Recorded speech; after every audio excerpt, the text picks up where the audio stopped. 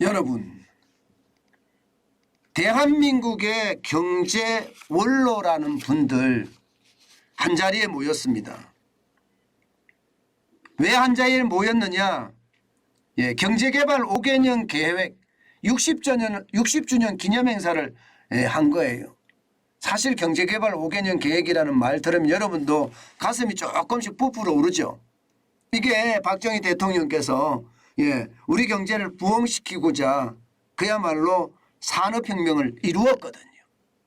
대한민국 같이 6.25 전쟁을 겪고 식민지를 겪은 나라 중에 선진국으로 올라간 나라 없잖아요. 어마어마한 성장세를 기록했습니다. 그래서 그것을 기념하기 위해서 경제 원로들이 많이 모였는데 역대 최대로 많이 모였습니다. 역대 부총리 장관이 24명이 모였고요. 역대 KDI 원장, KDI가 한국개발원이죠. 박정희 대통령께서 만든 대한민국의 경제 싱크탱크잖아요. 그렇게 7명까지 포함을 해서 31명이나 참석을 했습니다. 31명. 이것은 어쩌면 말입니다.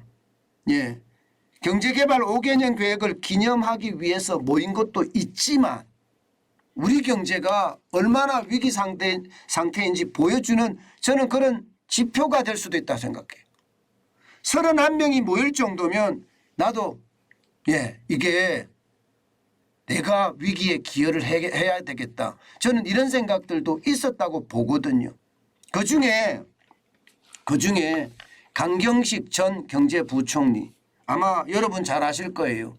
IMF 외환위기 당시에 경제부총리 겸 재정경제원 장관을 지내신 분입니다. 그런데 이분이 지금 쉽게 말하면 모두 발언에서 뭐라고 얘기했는지 아세요? 여러분 이거 한번 보세요. 무너지는 건 한순간이다 이렇게 이야기했습니다. 무너지는 것은 한순간이다. 금방 무너질 수도 있고 지켜가는 것은 굉장히 어렵다. 참 강하게 이야기했죠. 과거에는 계획하면 집행할 수 있는 힘이 있었고 시행할 수 있었는데 지금은 그게 안 된다. 이 엄청난 여소야대 허들을 어떻게 넘을 것인지를 정말 걱정이 된다. 여러분 연세가 꽤 있으시잖아요. 그죠? 이런 원로분들이 이렇게 한국 경제를 걱정하는 것은요. 자기의 욕심이나 사심이 있는 게 아니에요. 국가를 향한 충성심, 국민을 향한 우려 이런 것이 합쳐져서 말입니다. 한마디 나온 것이 이렇게 무너지는 것은 한순간이다. 이렇게까지 이야기를 했습니다. 저는 이 이야기를 들으면서요. 솔직히 가슴이 뭉클했습니다. 제가 뭉클한 이유는요. 1997년 IMF 외환위기 때 제가 취재 현장에서 이 강경식 부총리 이분하고 인터뷰도 많이 했고요. 이분에게 질문도 참 많이 했던 장본인이 저였거든요. 그런데 이분의 어떤 연로하신 모습에 많이 놀랬고요. 또 하나는 이분의 어떤 강한 발언이 또 한 번 저를 놀라게 만들었습니다. 이분은 사석에서 이렇게 강하게 이렇게 발언하시는 분이 아니에요. 그런데 이런 분이 이 정도로 이야기할 정도면 저는 경고 중에 어마어마한 경고라고 저는 생각을 합니다. 섬뜩한 정도가 아니라 이거는 섬뜩을 넘어서는 그런 경고라고 생각을 합니다. 게다가 말입니다. 윤정현 전 기획재정부 장관도 덧붙였어요. 뭐 간단하게 이야기하면 정치가 한국 경제의 걸림돌이 되고 있다 이렇게 이야기했지만 그 앞서서 정치 문제를 어떻게 해결할 것인지 아무도 유효한 방법을 내놓지 않고 있다. 정치가 한국 경제의 걸림돌이 되고 있다. 이러면서 말입니다. 덧붙이기를 여기에서 저도 충격을 받았는데요. 지금은 복합 중증 위기다. 중증이라는 표현을 썼습니다. 지금이 제일 어려운 때다. 어느 하나도 쉬운 게 없는 상황이다. 이 말은 여러분 예, 이게 우리가 생각하는 그 충격의 도가 굉장히 높다는 겁니다.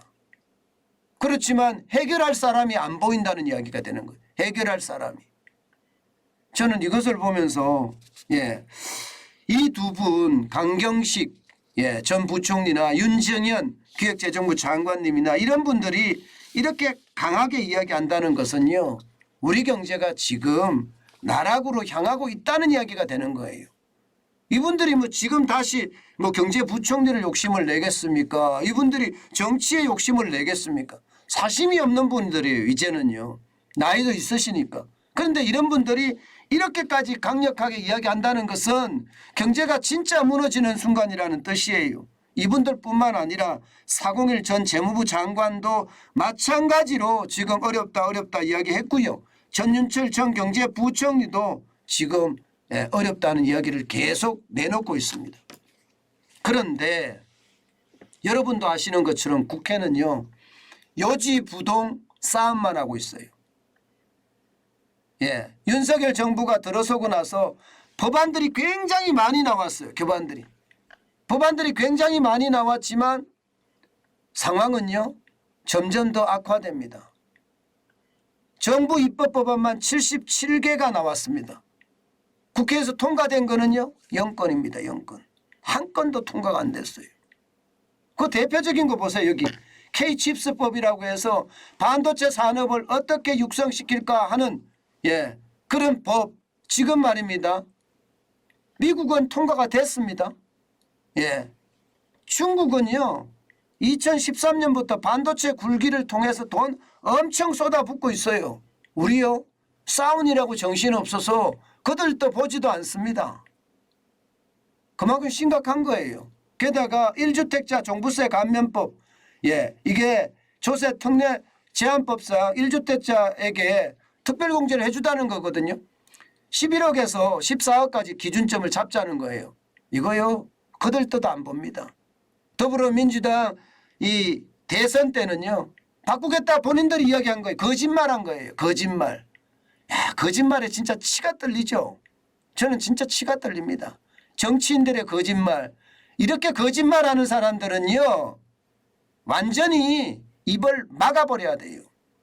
그래야만 이 나라가 온전하게 갈 겁니다. 게다가 보세요. 안전운임제 관련해서 지금 국회에서 아무 말이 없으니 지금 어떻게 되고 있습니까? 24일부터 총파업한다고 하잖아요. 지금 민주노총은 모든 걸 다 동원해서 파업을 한다고 하고 있습니다. 뭐 정치가 뭐 제대로 안 도와주니까.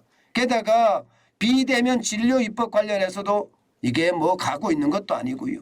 또 자본시장 개정법 중에 말입니다. 보시면 기업 성장 집합 투자 기구를 설립해 벤처 투자를 활성화하겠다. 이것도 진짜 굉장히 좋은 법이거든요. 이재용 펀드. 아니 손정희 펀드도 나와 있는데 이재용 펀드 안 나올 이유가 없잖아요. 근데 지금 법으로 못 하거든요. 안 하거든요. 최태원 펀드. 저는 이런 게 만들어져서 말입니다. 대기업들이 중소기업들을 살리고 그리고 그들이 발전할 수 있게끔 만들어주고 정부는 세제 혜택 주고 이렇게 해야 된다고 생각을 해요. 그런데 이걸 안 하니 어떻게 되고 있습니까? 지금 경제 원로들이 이야기하는 것이 하나도 틀리지 않습니다. 다 맞습니다. 심지어 말입니다. 여러분 이거 한번 보세요. 경제 무너지는 건 한순간이다. 지금 보면 이 그래프를 보면 그렇게 무너지겠죠? 무너지겠습니다. 무역 적자 규모가 2022년 올해입니다. 1월부터 이게 11월 20일까지 보면 말입니다. 399억 7,800만 달러의 적자가요. 역대 최대잖아요. 역대 최대. 1996년 206억 2,400만 달러였습니다. 1997년 84억 5천만 달러예요. 글로벌 금융위기 때도 132억 6,700만 달러입니다. 그런데 올해는 지금 399억 7,800만 달러. 이게 11월 말 12월까지 포함을 하면 450억 달러까지도 갈 수가 있습니다. 450억 달러. 450억 달러면 역대 최대입니다. 경제 무너지는 건 한순간이 아니라 경제 무너졌다. 수출이 무너졌다. 이렇게 볼 수도 있는 거예요. 그런데 여러분 지금 어느 지도자가 지금 수출에 대해서 이야기하는 거 보셨습니까? 예, 대통령은요 수출 지원을 위한 회의를 개최한다고 하지만 지금 국회는요 단 한마디도 이런 말이 안 나오고 있어요. 결국 말입니다.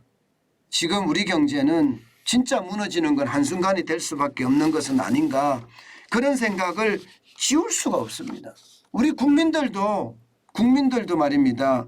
73%가 지금이 경제 위기다, 지금 그렇게 이야기하고 있는 판에 우리 지도자라고 이야기하는 국회의원들은 도대체 어디서 뭐를 하고 있는지 참 답답하기 그지없네요. 저는 저들 말입니다.